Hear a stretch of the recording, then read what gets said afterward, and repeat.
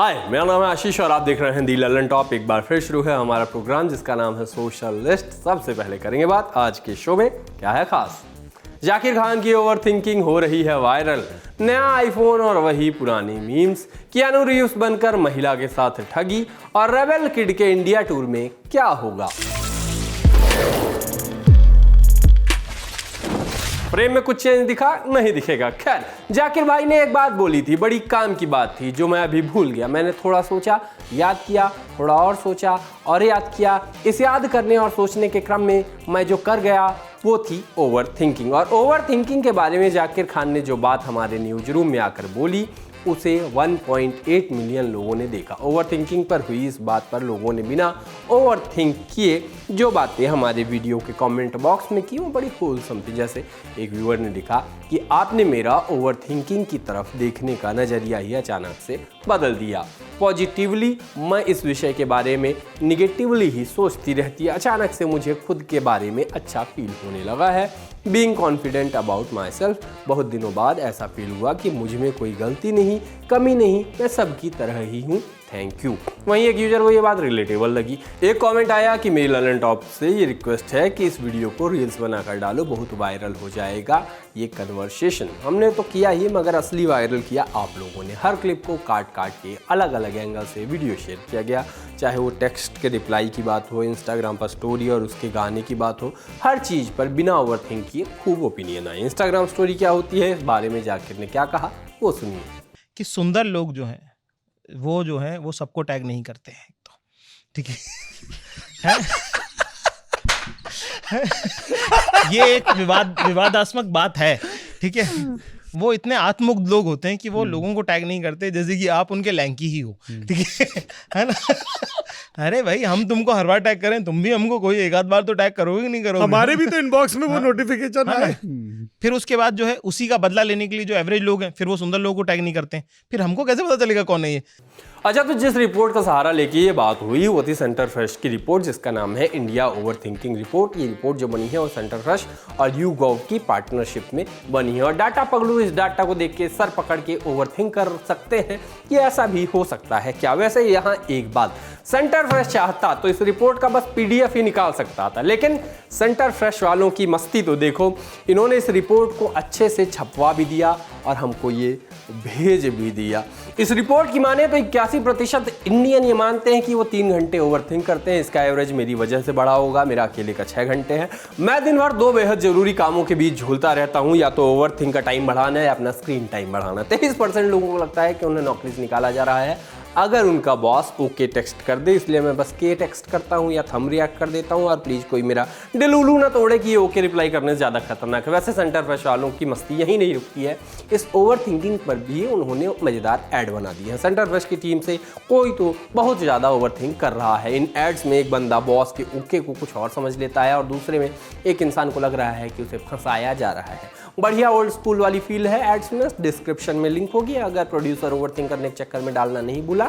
ये सब podcast, ads, trends और बगल में चल रहे बैंड से ही कह रहे हैं कि अपने को ओवर थिंक नहीं करना है, दिमाग में लगाम रखना है, ओवर थिंक से लड़ाई करनी है। और ये क्यों जरूरी है खुद सरपंच से सुन लीजिए। मतलब दिमाग पे लगाम रखना इसलिए भी ज़रूरी है, जैसा मैंने कहा कि बहुत सारे भय वो हैं जिनको आप सोच सोच के ईंधन देते हो, और जितने भी बदलाव हुए हैं वो ओवर थिंकिंग को रोक के और एक्शन में। जैसे मैंने बहुत बरस सोचा कि मैं जिम करूँगा, मैं वेट ट्रेनिंग करूँगा, क्योंकि दुनिया के सारे लोग कह रहे हैं कि वेट ट्रेनिंग करनी सोचो चाहिए। मत, कर दो। हाँ, चाहे थोड़ा थोड़ा करो पर कर दो। तो वो ओवर थिंकिंग से एक्शन की तरफ आने वाली रिपोर्ट। जैसे किसी ने बहुत ओवर थिंकिंग करके ये सोचा होगा कि साहब ऐसी एक रिपोर्ट बननी चाहिए, पर फिर वो ओवर थिंकिंग नहीं करता रहा, उसने लोगों के लिए क्वेश्चनर तैयार किया, सवाल बनाए और एक रिपोर्ट पब्लिश कर दी। तो ओवर थिंकिंग के बाद क्या, वो महत्वपूर्ण है। तभी कहते हैं दिमाग पे लगाम लगाना जरूरी है साहब। आज का दिन आईफोन पगलुओं के लिए भी खास रहा है। एक तो मैं एक ही तरह का पैटर्न देख के चढ़ गया हूँ ज़्यादा दिन से, और ज़्यादा देर तक इंटरनेट पे रहने का नुकसान ये है कि आपको सब कुछ पता होता है कि अब होने क्या वाला है। जैसे आईफोन 17 के लॉन्च इवेंट को ही देख लीजिए, नए फ़ोन आए, उसके बाद किडनी वाले जोक्स आए होंगे, आईफोन 12 अब खरीद लूँगा कहा गया होगा, एंड्रॉयड से ये फीचर चुरा लिया वाले वीडियोज़ बने होंगे, रीलें बनी होंगी, आईफोन के चटकने के वीडियो आएंगे, फिर कई इन्फ्लुएंसर्स और यूट्यूबर आईफोन को हाइट से गिरा के टेस्ट करेंगे। मैं अगर अपने फ़ोन को 1000 फीट से गिरा दूँ तो मुझे नहीं रहेगी उम्मीद कि मेरा फ़ोन बचेगा। मेरी चिंता ये भी है कि मैं 1000 फीट ऊपर क्या कर रहा हूँ। ये वाला जोक भी आता है हर साल कि आईफोन अपने फ़ोन से कुछ नहीं बदलते तो खैर जोक्स भी नहीं है, आईफोन वाले तो कुछ नहीं कहते। और आईफोन 12 से लेकर 17 तक यही जोक है कि आईफोन बदल ही नहीं रहा है, मगर आईफोन पूरा बदल चुका है। अब इसके बाद क्या होगा, आईफोन स्टोर्स में आएगा, लाइन्स लगेंगी, गरीब आदमी को पता चलेगा कि उनके साल के राशन के पैसे जितने रुपए का कोई फ़ोन ले रहा है, और अमीरों को पता चलेगा कि लाइन क्या होती है। फिर उस लंबी लाइन के विजुअल्स आएंगे। एक इंसान कह रहा होगा कि वो 400-500 किलोमीटर रात को ट्रैवल करके आईफोन लेने आया, वो होटल के बजाय सीधा स्टोर आ गया और लाइन में लग गया, और रात के 2 बजे से लाइन में लगा है, कुछ खाया पिया नहीं है, क्योंकि उसे आईफोन खरीदने वाला पहला इंसान बनना है। वो अपने ट्रैवल को बड़े दुख के साथ बता रहा होगा। ऐसे माने देश के लाखों लोग बसों ट्रेनों में नहीं चलते हैं इसी तरह।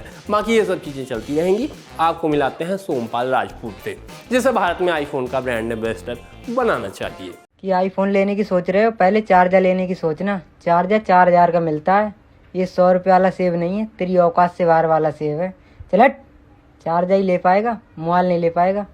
आप अभी भी कन्विंस नहीं हुए? आपको अभी भी लगता है कि सोमपाल को आईफोन का ब्रांड एम्बेसडर नहीं बनना चाहिए? एक अकेला इंसान आईफोन के इतना डिफेंड करता है जितना कोई अपने टॉक्सिक पार्टनर को भी ना करे। लीजिए एक और नमूना लीजिए और कन्विंस हो जाइए कि अगर मेरे घर वालों से शिकायत करे तो सोच समझ के करना। मेरे घर वाले यही बोलते हैं, पहले डिब्बा लेने की सोचना, फिर आईफोन लेने की सोचना। समझे? ये 100 रुपये वाला सेब नहीं है, तुम्हारी औकात से बाहर वाला सेब है। दिख रहा है ना ये सेब? ये सेब कैमरे हाई क्वालिटी के हैं। एक मामला सामने आया जहां एक बुजुर्ग महिला के साथ 65,000 रुपए की ठगी हो गई। बताया जा रहा है कि ठग खुद को हॉलीवुड एक्टर कियानू रीव्स बता रहा था। कियानू रीव्स अगर आप नहीं जानते हैं तो बता दूं कि वो ऐसे इंसान है जिन्हें टाइम ट्रैवल करना आता है। उन्होंने टाइम ट्रैवल करके अक्षय कुमार की फिल्म आवारा पागल दीवाना के फाइट सीन को देखा और वापस जाके उसे अपनी फिल्म मैट्रिक्स में चिपका दिया। हाँ, तो ठग मने कियानू रीव्स ने महिला से चैट की और कहा कि वो भारत आकर उनसे मिलना चाहते हैं और उसको फ्लाइट की टिकट के लिए पैसों की ज़रूरत है। महिला की बेटी को मेल मिला, उन्होंने खोजबीन की तो ये बात पता चली। अब महिला की बेटी ने इस ठगी को लेकर मुंबई के वर्सोवा थाने में शिकायत दर्ज कराई है। बाकी इंटरनेट के एक बैगन मोमेंट के बारे में भी बताते चलते हैं। जगत माँ टेलर स्विफ्ट की संतान और तमाम रेड फ्लैग्स की माँ रेबेल किड यानी अपूर्वा माखीजा ने अपना इंडिया टूर अनाउंस किया। अब आमतौर पे टूर आर्टिस्ट, सिंगर, कॉमेडियन और परफॉर्मर्स करते हैं, अलग अलग शहरों में अपने शो करते हैं। जब ये शो अनाउंस हुआ तो लोग पूछने लगे कि हमारे शो कब आएगा ये टूर। और साथ में एक और सवाल कि आखिर अपूर्वा परफॉर्म क्या करेंगी। कई सारे लोगों और मेरा भी यही सवाल है कि आखिर इस टूर में होगा क्या। स्टोरी टाइम, क्या हमें नए नीलेश मिश्रा मिलने वाले हैं और उस टूर में क्या होगा मुझको नहीं पता, मगर मुझे ये पता है कि शो को यहीं ख़त्म किया जा सकता है। हाँ, तो पनीर ही पनीर होगा। हम चले, टाटा।